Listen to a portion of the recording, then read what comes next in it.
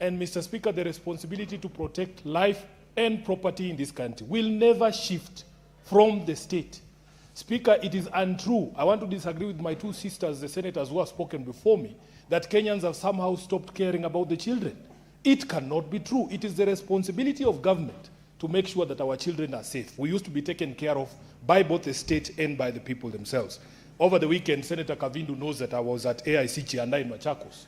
And Honorable Speaker, the Reverend, the person who gave us a sermon that day, read to us Proverbs 29 verse 2, which says that when the righteous are in power, the people rejoice. But when the wicked rule, the people mourn. Honorable Speaker, sometimes my faith is tested. I had to ask the Reverend, if really God listens to the tears of Kenyans. People are crying all over this country. If it is not missing children, it is murdered children. If it's not murdered children, it is children being burnt in dormitories in our schools. If it is not that, it is Ebola, Honorable Speaker. The country is mourning all over the place. And by the way, Speaker, when you listen to the people who have been charged with securing us, the CS for Interior, first of all, everybody saw how he arrived at the school there on the morning of the fire to Mishi. We were embarrassed for the leadership of this country. He is on record, and we will never tire reminding Senator Murkomen, CS Murkomen, that he says that the entire state surveillance has been tied to political leaders in this country, that he knows where Sifuna sleeps and what time I go to sleep. That surveillance, Honorable Speaker, should be turned in dealing with these criminals. How is it possible that they follow us around but they cannot track and find these children who are been taken before they are murdered, Honorable Speaker? I saw a documentary from Al Jazeera just the other day confirming what Murkomen was telling us, that the state surveillance, and even with the connivance of some of the mobile service providers in this country, they are the ones giving away locations of people who they disagree with politically so that they can be abducted, Honorable Speaker. So we have to be honest. It is the responsibility of the state to protect these kids, and they have failed in that particular responsibility. Lastly, Honorable Speaker, I heard Senator Mungatana also crying. The people at Tana River are also crying that despite a court order lifting or suspending that curfew, nobody is respecting court orders. Senator Mungatana, this is why we in Linda Mwananchi are saying we want to revert to the values in our constitution. The rule of law starts with respect for court orders. Even just recently, Honorable Speaker, on this question of Ebola, even after our courts have said you put a hold to that project until we are able to give proper answers to Kenyans, our government doesn't care. They are going on with the project. Reports are showing that activity is going on there. Nobody's bothered. Nobody's bothered that our own courts in this country have said that you stop that particular project until we are able to give answers. What is your point of order, Senator Fernandez? Mr. Speaker, I stand understanding Order 105.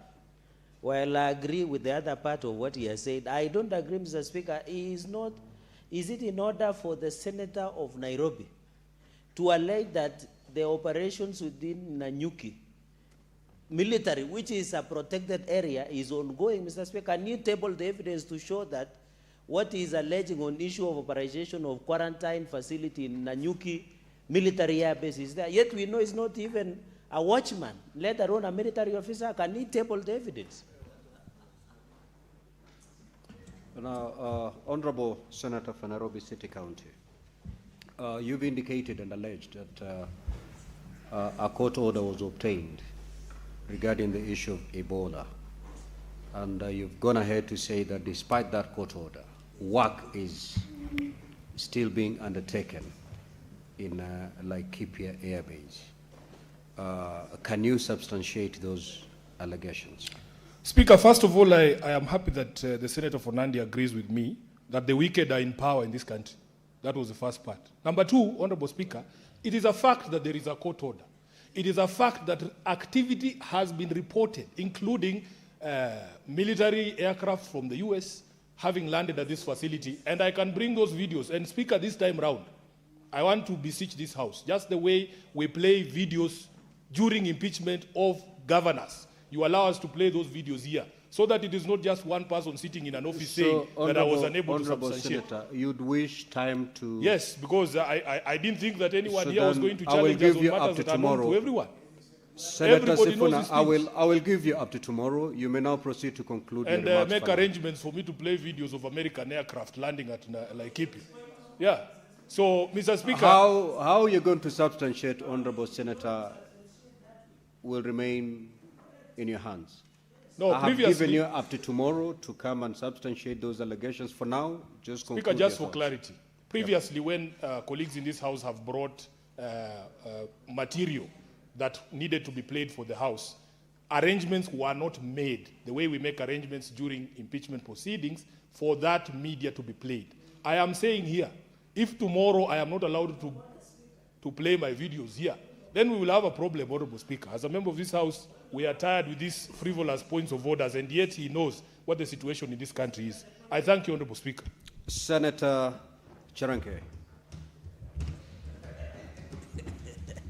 Mr. Speaker, I rise to support this statement on the road that is in Malindi, where you come from, Mombasa, Malindi. And I know this is your county. Mr. Speaker, we are proud of you as being the fourth speaker of this session. And Mr. Speaker, allow me to congratulate you for the successful presidential visit, which you and other colleagues did well in that region. And Point I of know order, the future is bright, Mr. Speaker. What is your point of order, Senator Sifuna? But I'm just congratulating the Speaker. Mr. Speaker.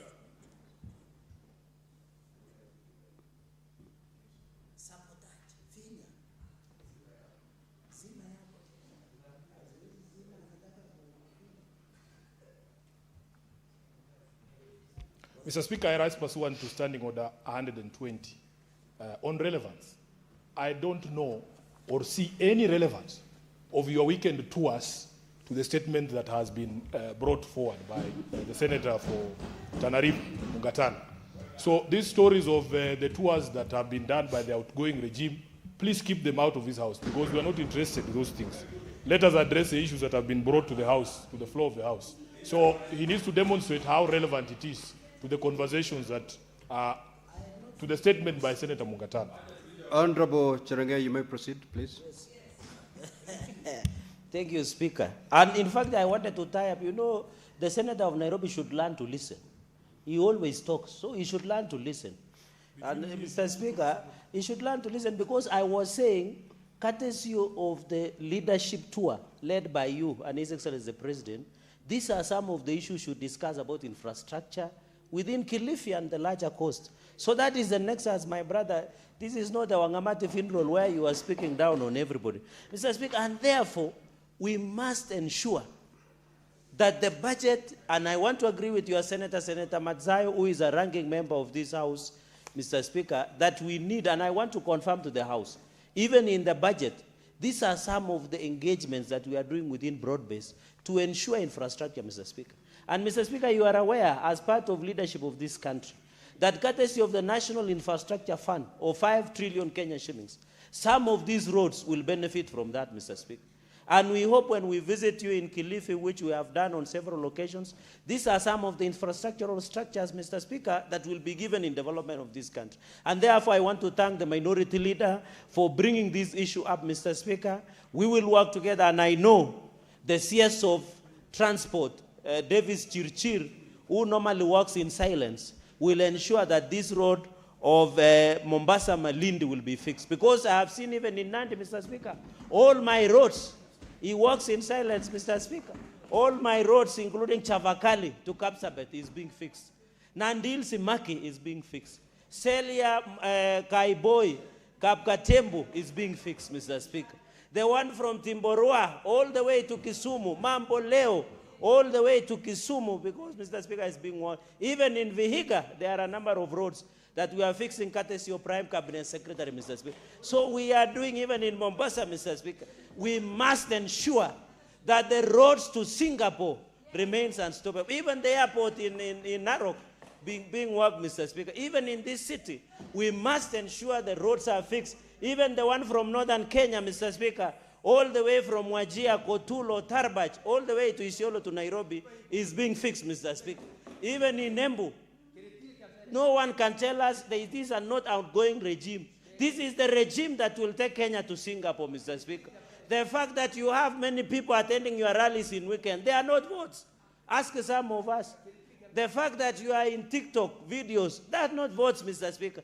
The journey to Singapore will remain unstoppable, Mr. Speaker. And we need roads that will ensure, Mr. Speaker. And I know under your leadership and the leadership of the President, we'll go far, Dr. William Ruto, Mr. Speaker. The people like Senator Sifuna, wanaweza osha mkono, lakini hawatakula nyama, watasikia harufu. Mr. Speaker, with those many remarks, I support these statements.